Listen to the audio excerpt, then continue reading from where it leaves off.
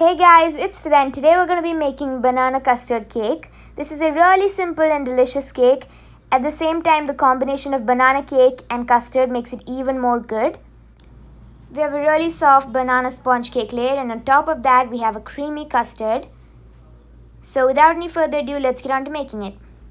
First, I'll be showing you how to make the custard because it needs quite some time to cool down. So first take a saucepan or just a normal pan. And it's really simple. You just need to add in all the ingredients, mix it up and thicken it. First I'm going to add in the cornflour, then the sugar. Just mix it up slightly and gradually pour in the milk. As we have cornflour in this mixture, it's going to be pretty lumpy. So to avoid lumps, you need to pour in the milk little by little and keep mixing.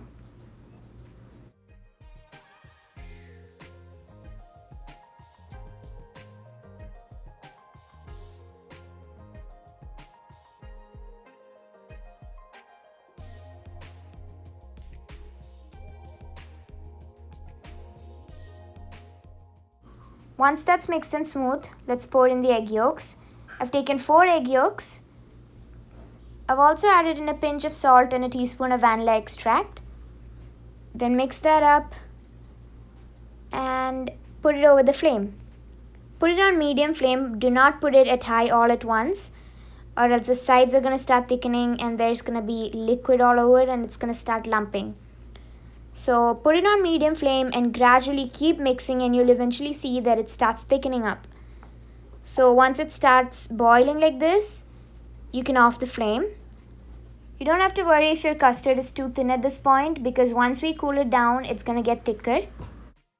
First, you have to let it cool completely in the pan itself before keeping it in the refrigerator. Do not keep it right away in the refrigerator when it's hot. Now transfer the custard mixture into a bowl.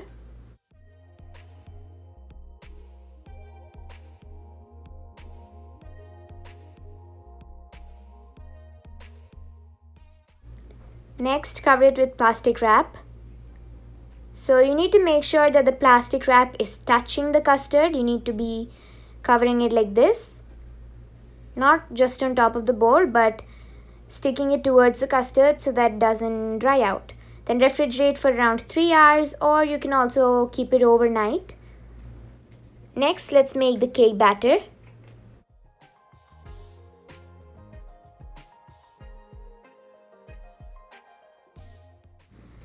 For that, here I've taken 1/4 cup of walnuts. I'm going to put that into a plastic bag and just crush it a little bit. If you want, you can also just use a blender and just crush it. Or this is also an easier way. You don't have to crush it too much, just until it's little tiny bits.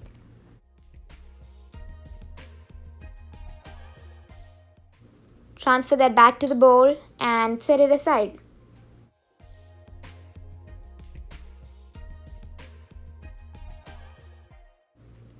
Next, here I have a small banana. I'm just going to peel it and crush the banana. You need to crush it to a really paste-like consistency.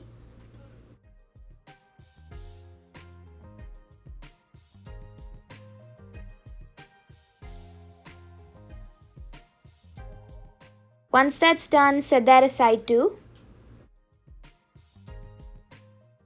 Next, moving on to the dry ingredients, here I've taken flour, baking powder and the salt. Just add all of that into the flour and mix it.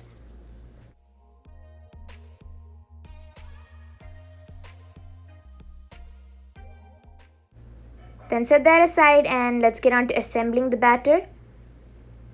Take your large mixing bowl. Into it, crack in 2 eggs.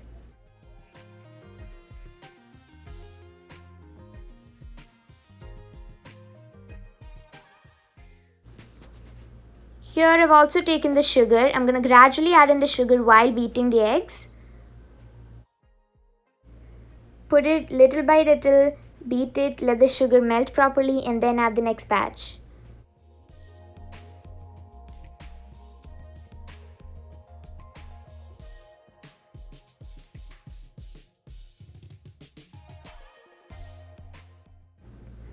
Once you've added in all the sugar, keep beating it until it comes to a pale white color, and the consistency should start thickening and also double in size. Now that's done. Here you can see the batter is really thick. At this point, I'm going to pour in the melted butter.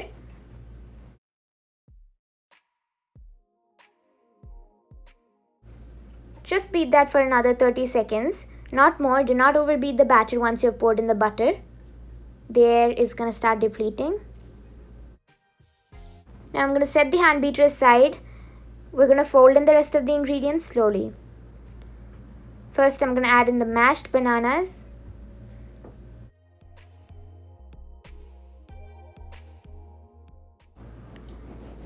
Fold that in slowly and gently.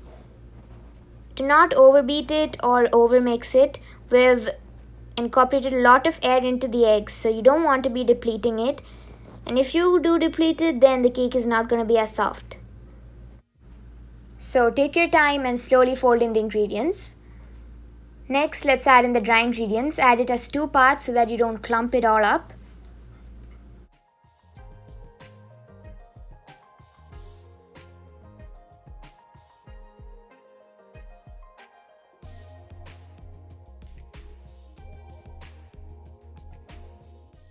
Slowly fold that in too.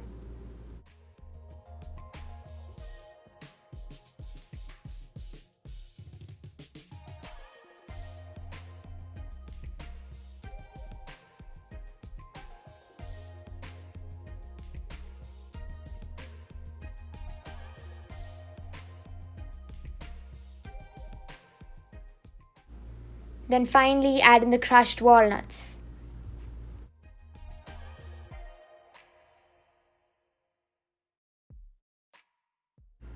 And then the batter is going to be ready.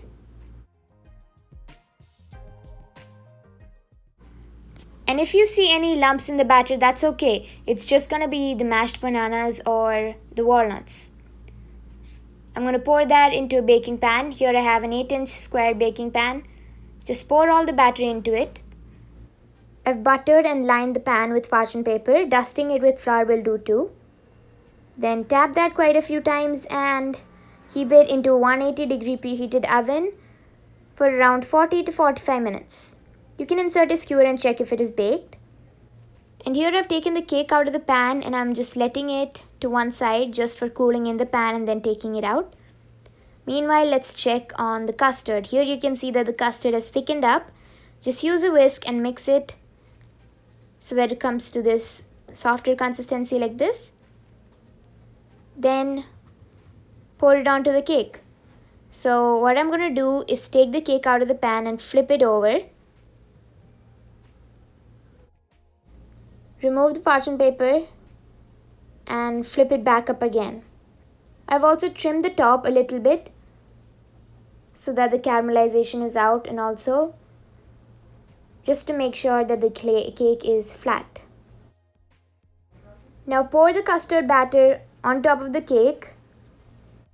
So you don't want the custard batter to be too thick. If the batter is too thick, then it's going to be really hard to spread and the cake, as it is really soft, is going to come apart. So make sure the custard batter is really thin like this. Not too thin, but thick. Spread that out, even it, and then I'm going to keep that back into the fridge for another 1 or 2 hours until it's completely set so that we can cut it and get perfect slices of cake. I'm going to transfer that to another board to make it easier for cutting.